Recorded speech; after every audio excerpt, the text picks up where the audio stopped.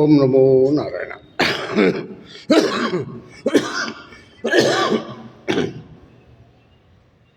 ಓಂ ನಮೋ ನಾರಾಯಣ. ಈಗ ನಾನು ಓಂ ನಮೋ ನಾರಾಯಣ. ಇವಾಗ ನಾನು ಏನು ಹೇಳಕ್ಕೆ ಬಂದಿದ್ದೀನಿ ಅಂತಂದರೆ, ಇವಾಗ ನಮ್ಮ ದೇಶದ ಕಾಂಗ್ರೆಸ್ ಪಕ್ಷ ಇದೆ. ನಮ್ಮ ದೇಶದಲ್ಲಿ ಕಾಂಗ್ರೆಸ್ಸು ಮತ್ತು BJP ಮತ್ತು ಇತರ ಪಕ್ಷಗಳಿವೆ. ಆದರೆ ನಮ್ಮ ದೇಶದ ಕಾಂಗ್ರೆಸ್ ಪಕ್ಷದ ಅಧ್ಯಕ್ಷರಾಗಿರ್ತಕ್ಕಂಥ ಮಲ್ಲಿಕಾರ್ಜುನ್ ಖರ್ಗೆ ರಬ್ಬರ್ ಸ್ಟಾಂಪ್ ಅಂದರೆ ಹೈಕಮಾಂಡ್ ಅಂತ ಇದ್ರು. ಮೊದಲು ಯಾರಿಗಂತ ಇದ್ರು ಅಂದರೆ ಅಧ್ಯಕ್ಷರಿಗಂತ ಇದ್ರು. ಈಗ ಯಾರಿಗಂತ ಇದ್ದಾರೆ ಅಂದರೆ ರಾಹುಲ್ ಗಾಂಧಿಗೆ ಹೈಕಮಾಂಡ್ ಅಂತ ಹೇಳ್ತಾ ಇದ್ದಾರೆ. ಸೋನಿಯಾ ಮೇಡಮ್ಗೂ ಇಲ್ಲ.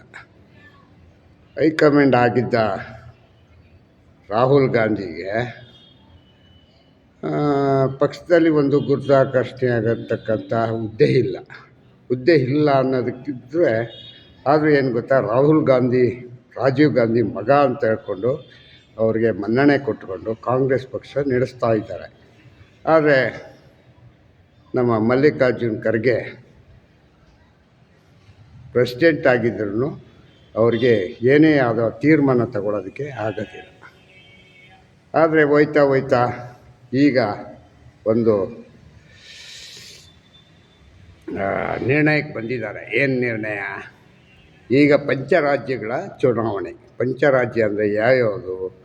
ಕೇರಳ, ಪಾಂಡಿಚೇರಿ, ತಮಿಳುನಾಡು, ಅಸ್ಸಾಮು ಮತ್ತು ವೆಸ್ಟ್ ಬೆಂಗಾಲ್. 5 ರಾಜ್ಯಗಳ ಎಲೆಕ್ಷನ್ನು ಏಪ್ರಿಲಲ್ಲಿ ಇದೆ. ಏಪ್ರಿಲಲ್ಲಿ ಎಲೆಕ್ಷನ್ ಇರುವಾಗ ನಮ್ಮ ದೇಶದ ಕಾಂಗ್ರೆಸ್ ಅಧ್ಯಕ್ಷ ಮತ್ತು ಅಧ್ಯಕ್ಷರಿಗೆ ಸಂಬಂಧಪಟ್ಟಾಗೆ ರಾಹುಲ್ ಗಾಂಧಿಯವರು ಅದರ ಬಗ್ಗೆ ಏನು ಚರ್ಚೆನೂ ಇಲ್ಲ, ಏನೂ ಇಲ್ಲ. ಆದರೆ ಒಂದು ಹೊಸ ಬೆಳವಣಿಗೆ ಮಾಡಿದ್ದಾರೆ. ಈಗ ಒಂದು 3 ದಿವಸದಲ್ಲಿ ಅಸ್ಸಾಂಗೆ DK ಶಿವಕುಮಾರ್ನಿಗೆ ನೇಮಕ ಮಾಡಿದ್ದಾರೆ ಮೇಲುಸ್ತುವಾರಿಯಾಗಿ. ಯಾಕೆ ಮೇಲುಸ್ತುವಾರಿಯಾಗಿ DK ಶಿವಕುಮಾರ್ ನೇಮಕ ಮಾಡಿದ್ದಾರೆ? ಅವರು ಇಲ್ಲಿ ಕರ್ನಾಟಕದಲ್ಲಿ ಮುಖ್ಯಮಂತ್ರಿ ಸೀಟ್ನಿಗೆ ಕೇಳಬೇಡ್ದು. ಅದಕ್ಕೋಸ್ಕರವಾಗಿ ಅವರು ಏನು ಮಾಡಿದ್ದಾರೆ, ಇವನಿಗೆ ಈ ಕೆಲಸ ಮಾಡೋಣ ಅಂಥೇಳಿ ಒಂದು ಮುಖ್ಯ ಕೆಲಸ ಇದು ಬಾಪ ಅಂದ್ಬಿಟ್ಟು ಕರ್ಕೊಂಡೋಗಿ ಅಲ್ಲಿ ಬಿಟ್ಟಿದ್ದಾರೆ. ಇವರು ಎಷ್ಟರ ಮಟ್ಟಿಗೆ ಯಾವ ಕೆಲಸ ಮಾಡ್ತಾರೋ ಈಗ ಗೊತ್ತಿಲ್ಲ. ಅದನ್ನೀಗ ಮಾಡೋಂಗಿಲ್ಲ, ಅನುಭವಿಸೋಂಗಿಲ್ಲ DK ಶಿವಕುಮಾರ್ಗೆ. ಈ ಕಡೆ ನಾನು ಮುಖ್ಯಮಂತ್ರಿ ಆಗಬೇಕು, ಸಂಕ್ರಮಣ ಕಳೆದಿದ್ದ ತಕ್ಷಣ ನಾನು ಮುಖ್ಯಮಂತ್ರಿ ಆಗಬೇಕು ಅಂದ್ಕೊಂಡಿದ್ದಂಥ DK ಶಿವಕುಮಾರ್ಗೆ ರಾಹುಲ್ ಗಾಂಧಿ ಒಂದು ಒಳ್ಳೆ ಕೆಲಸನೀಗ ಕೊಟ್ಟಿದ್ದಾರೆ. ಹಿಂಗಿದೆ, ಚೆನ್ನಾಗಿದೆಯಲ್ವಾ? ಇದನ್ನು ಕಂಡಂಥ DK ಶಿವಕುಮಾರ್ ಅವರು ಯಾವುದೇ ಆದ ಪತ್ರಿಕಾಗೋಷ್ಠಿಗಳನ್ನೀಗ ಇವತ್ತವರೆಗೂ ಕೊಟ್ಟಿಲ್ಲ. ಯಾಕೆ ಕೊಟ್ಟಿಲ್ಲ ಹಂಗಂತಂದರೆ ಇಷ್ಟ ಇಲ್ಲ ಅಂತ ಅನ್ನಂಗಿದೆ. ನೋಡೋಣ, ಯಾರಾದರೂ ಪತ್ರಕರ್ತರು ಹೋಯ್ತಾರೆ ಏನೋ. ಇವತ್ತು ಶನಿವಾರ, ಇವತ್ತು ಹೋಗ್ಬೋದು. ಹೋಗಿ ಎಲ್ಲ ವಿಚಾರಿಸ್ತಾರೆ ಮೋಸ್ಟ್ಲಿ. ಮೊನ್ನೆಯಿಂದ ಸುದ್ದಿ ಅದು. ಈಗ ರಾಹುಲ್ ಗಾಂಧಿಗೆ ಏನಪ್ಪ ಹಂಗಂತಂದರೆ, ರಾಷ್ಟ್ರೀಯ ಅಧ್ಯಕ್ಷ ಸ್ಥಾನ ಬಿಟ್ಟು ಆಗಲೇ 2 ವರ್ಷ ಆಗೋಯ್ತು ಅಂತ ಇಟ್ಕೊಳ್ಳಿ, ಹೆಚ್ಚು ಕಡಿಮೆ 2 ವರ್ಷ ಆದ್ರೂ ರಾಷ್ಟ್ರೀಯ ಅಧ್ಯಕ್ಷ ಸ್ಥಾನ ಹೋದ್ರೂ ಹೈಕಮಾಂಡನ್ನು ವರ್ಡ್ ಮಾತ್ರ ಹಂಗೆ ಉಳ್ಕೊಂಡಿದೆ. ಇವ್ರು ಯಾವತ್ತು ಮೂಲೆ ಗುಂಪಾಗೋದು ಅಂತ ಅಂದರೆ ನನ್ನ ಮನಸ್ಸಿಗೆ ಬರ್ತಾ ಇರೋದು, ಈ ಪಂಚರಾಜ್ಯ ಎಲೆಕ್ಷನ್ ಮುಗಿದ ಮೇಲೆ ಇವ್ರ ಕತೆ ನಿರ್ಣಯ ಆಗ್ಬೋದು. ಪಂಚರಾಜ್ಯ ಇನ್ನು ಏಪ್ರಿಲ್ 4 ತಿಂಗಳಿದೆ. 4 ತಿಂಗಳಾದಮೇಲೆ ರಾಹುಲ್ ಗಾಂಧಿ ಕಾಂಗ್ರೆಸ್ ಪಕ್ಷದ ಹೊರೆ ಹೊತ್ತಿರೋದನ್ನ ಕೆಳಗಡೆ ಇಳಿಸ್ಬಿಡ್ತಾರೆ. ಯಾಕೆ ಹಂಗಂತಂದರೆ, ಇವರು ರಾಹುಲ್ ಅನ್ನೋ ಹೆಸರಿಗೂ ಮತ್ತು ರಾಹು ಹಿಡ್ಕೊಂಬಿಟ್ಟೈತೆ ಕಾಂಗ್ರೆಸ್ ಪಕ್ಷಕ್ಕೆ. ಆ ಕಾಂಗ್ರೆಸ್ ಪಕ್ಷಕ್ಕೆ ರಾಹು ಹಿಡ್ಕೊಂಡಿರೋದ್ರಿಂದ ಇವರು ಏನು ಮಾಡಬೇಕಾಗಿದೆ, ಶನಿ ಹತ್ರ ಹೋಗಬೇಕು. ಶನಿ ಯಾರು ಅಂದರೆ ಇವರು ಮಲ್ಲಿಕಾರ್ಜುನ್ ಖರ್ಗೆ ಶನಿ. ಅವರು ಕಾಲಿಟ್ಟು ಏನಾದ್ರು ಶುದ್ಧ ಮಾಡಿಬಿಟ್ರಾ? ಇಲ್ಲ. ಈ ಕಡೆ ರಾಹುಲಿಂದನೂ ಆಗಲಿಲ್ಲ, ಈ ಕಡೆ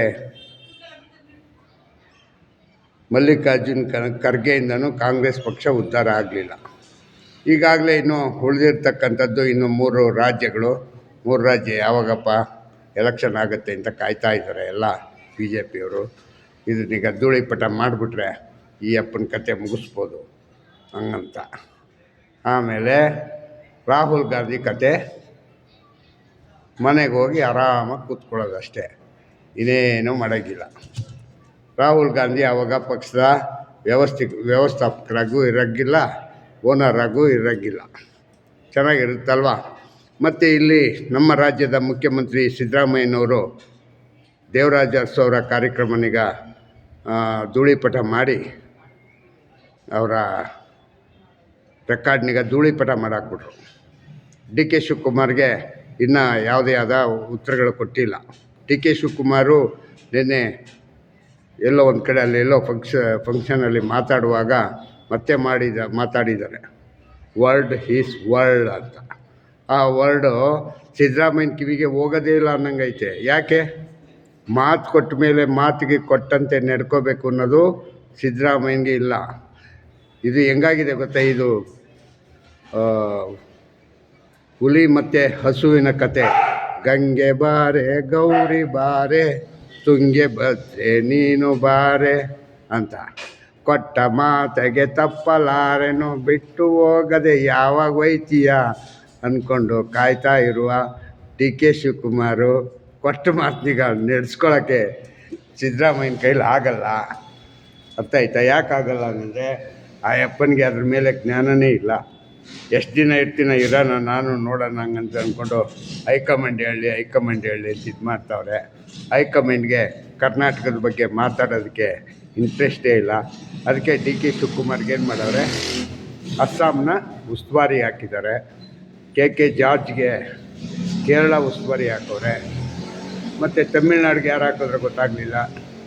ಯಾರೋ ಇದ್ದರು ಮೊದಲೇನೆ ಒಬ್ಬರು, ಅವರೇ ನೇಮಕ ಮಾಡಿರಬೇಕು. ಅವರೇನು ಹೊಸಬರು, ನಮ್ಮ ಸ್ಟೇಟ್ನವರಲ್ಲ. ಹಂಗಾಗಿ ಅದು ನಮಗೆ ಇನ್ನೂ ಅಷ್ಟೊಂದಾಗಿ ವಿಷಯಗಳು ಸಿಕ್ಕಿಲ್ಲ. ಮತ್ತು ಇನ್ನೊಂದೇನಪ್ಪ ಹಂಗಂತಂದರೆ, ಈ ರಾಜ್ಯದ ಬಿ ಜೆ ಪಿ ಮತ್ತು ಜೆ ಡಿ ಎಸ್ನ ಹೊಂದಾವಣಿಕೆನೀಗ ಮೈತ್ರಿ ಮಾಡ್ಕೊಂಡಿರೋದನ್ನೀಗ ದೇವೇಗೌಡರು ಹೇಳ್ದಂಗೆ ಏನೋ ಲೋಕಲ್ ಬಾಡಿಗೆ ಇಲ್ಲ ಹಂಗಂತ ಹೇಳೋದು, ಮತ್ತು ನಾನು MLA ಮತ್ತು MP ಮಾತ್ರ ನಾನು ಮೈತ್ರಿ ಮಾಡ್ಕೋತೀನಿ ಅಂತ ಹೇಳೋದು, ಇದು ಎಷ್ಟರ ಮಟ್ಟಿಗೆ ಸರಿ ಅಂತಲೂ ಕೂಡ ಗೊತ್ತಾಗ್ತಾ ಇಲ್ಲ. ಅದಕ್ಕೆ ತಕ್ಕಂತೆ ಪಾಪ ಈಗ ನಮ್ಮ JDSನ ಕಿರು ನಾಯಕ, ಇನ್ನೊಬ್ಬ ನಾಯಕ ನಿಖಿಲ್ ಕುಮಾರಸ್ವಾಮಿ, ನಾನು ಎಲ್ಲಿ ಮುಂದೆ ಎಲೆಕ್ಷನ್ ನಿಂತ್ಕೋಬೇಕು, ಎಲ್ಲಿಂದ ನಾನು ಸ್ಪರ್ಧೆ ಮಾಡಬೇಕು ಅಂದ್ಕೊಂಡು ಹುಡುಕಾಡ್ತಾ ಇದ್ದಾರೆ. ಅದರಲ್ಲಿ ಹುಡುಕಾಡೋದ್ರಲ್ಲಿ ಇನ್ನೊಂದು ಏನಪ್ಪ ಆಗಿದೆ ಹೆಂಗಂತಂದರೆ, ಕುಮಾರಸ್ವಾಮಿಯವರ ಆರೋಗ್ಯ ಸ್ವಲ್ಪ ಕೆಟ್ಟಿರೋದ್ರಿಂದ ಈಗ ಅವ್ರ ಕೆಲಸನೂ ಮಾಡಬೇಕಾಗಿದೆ. ಹಂಗಾಗಿ ಕುಮಾರಸ್ವಾಮಿಯವರ ಮಗ ಈಗ ಮಂಡ್ಯದಲ್ಲಿ ಮನೆ ಮಾಡಿ, ಇಲ್ಲ ಮದ್ದೂರಲ್ಲಿ ಮನೆ ಮಾಡಿ, ನಾನು ನಮ್ಮಪ್ಪನವರ ಸಪೋರ್ಟಿಗೆ ನಾನು ನಿಂತ್ಕೋಬೇಕು ಅಂತ ಓಡಾಡ್ತಾ ಇದ್ದಾರೆ ಅಂತ ಸುದ್ದಿ ಬಂದಿದೆ. ಆ ಸುದ್ದಿನೀಗ ನಾನು ಈಗ ಹೇಳ್ತಾ ಇದ್ದೀನಿ. ಅರ್ಥ ಆಯ್ತಾ? ಇದು ಎಷ್ಟು ಸರಿ ಎಷ್ಟು ಸುಳ್ಳು ಅನ್ನೋದು ಗೊತ್ತಿಲ್ಲ. ಒಟ್ಟಿನಲ್ಲಿ ನನಗೆ ಗೊತ್ತಾಗಿದ್ದನಿಗೆ ನಿಮಗೆ ಹೇಳ್ತಾ ಇದ್ದೀನಿ. ಅರ್ಥ ಆಯ್ತಾ? ಮತ್ತು ಇನ್ನೊಂದೇನಪ್ಪ ಹಂಗಂತಂದರೆ, ಈಗ ಸಿದ್ದರಾಮಯ್ಯವ್ರಂತೂ ಏನಿಲ್ಲ, ದಿನ ಎಣಿಕೆ ಹಾಕ್ಕೋತಾ ಇರ್ತಾರೆ. ಈಗ 140 ಆಯಿತು, 139 ದಿವಸ ಆಯಿತು, 40 ಆಯಿತು, 41 ಆಯಿತು, 42 ಆಯಿತು ಅಂತ ಎಣಿಸ್ಕೊಂಡು ಹೋಯ್ತಾ ಇರ್ತಾರೆ.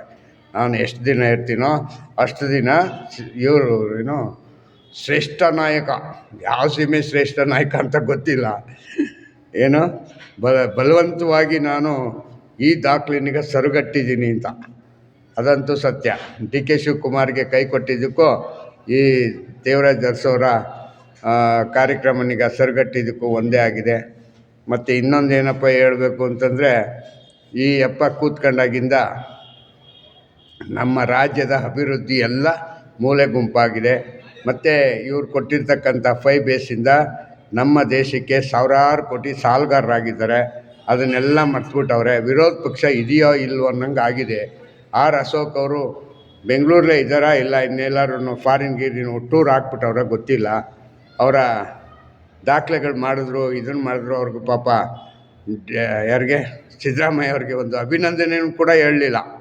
ಯಾರು ಆರ್ ಅಶೋಕ್ ಅವರು ಮತ್ತು ವಿಜಯೇಂದ್ರ ಅವರು ವಿರೋಧ ಪಕ್ಷದಲ್ಲಿ ಇದ್ದ ಮೇಲೆ ಒಬ್ಬ ಆಡಳಿತ ನಾಯಕ ಈ ಥರ ಸಕ್ಸಸ್ ಮಾಡಿದ್ರೆ ಅವ್ರಿಗೊಂದು ಅಭಿನಂದನೆ ಹೇಳ್ಬೇಕಲ್ವ. ಸಹಜ, ವಿರೋಧ ಮಾಡಿ ಎಲ್ಲದರಲ್ಲೂ ವಿರೋಧ ಮಾಡೋದಲ್ಲ. ಕೆಲವು ಸಾರಿ ಎಲ್ಲ ಏನು ಮಾಡಬೇಕಾಗತ್ತೆ ಅಂತಂದರೆ ಇದನ್ನೀಗ ಅಭಿನಂದನೆ ಮಾಡಬೇಕು, ಅವ್ರಿಗೆ ಪ್ರಶಂಸೆ ನೀಡಬೇಕು. ಆವಾಗಲೇ ಅವ್ರಿಗೂ ಸ್ವಲ್ಪ ಇದಾಗೋದು. ನಾನೆಲ್ಲೂ ಪೇಪರಲ್ಲಿ ಮತ್ತು ಟಿ ವಿನಲ್ಲಿ ಕೇಳಿಸ್ಕೊಳ್ಳಿಲ್ಲ, ಅದಕ್ಕಾಗಿ ನಾನು ಹೇಳ್ತಾಯಿದ್ದೀನಿ. ನಾನು ಹೆಚ್ಚಿಂದು ಟಿ ವಿ ಪೇಪರ್ಗಳನ್ನೀಗ ಓದಲ್ಲ, ಸುಮ್ಮನೆ ನನ್ನ ಕಲ್ಪನೆಯಲ್ಲಿ ಹೆಚ್ಚು ವಿಷಯಗಳನ್ನೀಗ ಬರಿತಾ ಇರ್ತೀನಿ, ಹೇಳ್ತಾ ಇರ್ತೀನಿ. ಅರ್ಥ ಆಯ್ತಾ? ಆರ್ ಅಶೋಕ್ ಅವರು ವಿರೋಧ ಪಕ್ಷ ನಾಯಕರು ಸ್ವಲ್ಪ ಈಗಲಾದ್ರೂ ಸ್ವಲ್ಪ ಚುರುಕಾಗಿ ಓಡಾಡಿ ದಿವಸಕ್ಕೊಂದೊಂದು ಪ್ರೋಗ್ರಾಮ್ ಮಾಡೋ ರೀತಿ ಎಲ್ಲಾದರೂ ಗಲ್ಲಿ ಪಲ್ಲಿನಲ್ಲಿ ಇಲ್ಲ, ಸುಮ್ಮನೆ ಇರೋ ಬದಲು 224 ಕ್ಷೇತ್ರಗಳ MLAಗಳಿಗೆ ಒಂದು ಕಡೆ ಟೂರ್ ಹೊಡೀರಿ. ಪಕ್ಷ ಸಂಘಟನೆಯವರು ಆಗುತ್ತೆ. ಆರ್ ಅಶೋಕ್ ಅವರೇ, ಇದು ನನ್ನ ಕಿವಿ ಮಾತು ಅಂತ ಅಂದ್ಕೊಳ್ಳಿ. ಈ ವಿಡಿಯೋನಿಗ ಯಾರ್ಯಾರು ನೋಡ್ತೀರಾ BJPಯವರು ಅವ್ರಿಗೆ ತಲುಪ್ಸಪ್ಪ ಪುಣ್ಯಾತ್ಮರ ಈ ವಿಡಿಯೋನಿಗ. ಆರ್ ಅಶೋಕ್ ಅವರು ಮುಂದೆ ಏನೇನೆಲ್ಲ ಆಗಬೇಕು, ಸಿದ್ದರಾಮಯ್ಯನಿಗೆ ನಾನು ಮುಖ್ಯಮಂತ್ರಿ ಆಗಬೇಕು ಅಂತ ಏನಾದ್ರು ಆಸೆ ಇಟ್ಕೊಂಡವ್ರೆ ಇಲ್ವೋ ಗೊತ್ತಿಲ್ಲ. ಆಮೇಲೆ ಬರೋದು ನಾನು ಅದಾಗ್ತೀನಿ ಇದಾಗ್ತೀನಿ ನಾನು ಒಬ್ಬ ಹಂಗಂತ ಅಲ್ಲಿಗೆ ಇದನ್ನು ಮಾಡೋದು. ಕೆಲಸ ಮಾಡಿ ಸಾಕಷ್ಟು ಬೇಸಿಕಲ್ಲಿ ಮತ್ತು ಲೋಕಲಲ್ಲಿ ಏನು ಗೊತ್ತಾ, ಕೆಲಸ ಮಾಡಬೇಕು. ಮತ್ತು ನಮ್ಮ ಅಜೆಂಡಾ ಬಾವುಟ ನೆಡಬೇಕು. ಅಂದರೆ ಆರ್ ಅಶೋಕ್ ಇಂತಿಂಥ ಕೆಲಸ ಮಾಡಿದ್ರು ಅಂತ ಸಾಹಸ ತೋರಿಸ್ಬೇಕು ಅಂತಂದರೆ ನೀವು ಮಾಡಬೇಕು. ಜೈ ಹಿಂದ್, ಜೈ ಕರ್ನಾಟಕ. ಮತ್ತು ಓಂ ನಮೋ ನಾರಾಯಣ, ಓಂ ನಮೋ ನಾರಾಯಣ. ಜೈ ಹಿಂದ್, ಜೈ